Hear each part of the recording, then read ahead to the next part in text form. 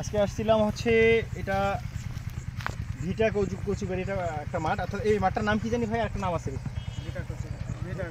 ভিটা কাজীপুর। এই মাঠে আসছিলাম। আপনি কি তরমুজ লাগিয়েছেন বড় ভাই? 786 জামাল সিড, এলিজা 786। যাই হোক, আপনার গাছের অবস্থা খুবই ভালো আর গুটি তো তরমুজ আসতেছে আর কি। তো এখন আপনি কি স্প্রে করতেছেন?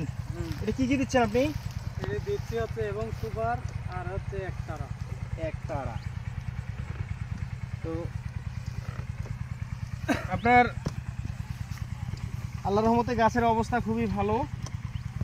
আর যদি কোনো বালা মুসিবত না দেয় আর কি, প্রাকৃতিক দুর্যোগ যেমন গেলবার তো আবার শিলটিল হয়েছিল, এবছর আসলে যদি না হয় ইনশাল্লাহ মানে খারাপ হবে না, আশা করা যায় আপনার ক্ষেত্রে অনেক ভালোই হবে আর কি। তো একটা জিনিস আমরা এখানে দেখতেছি আর কি, যে গাছের মানে খুবই ভালো অবস্থায় আছে।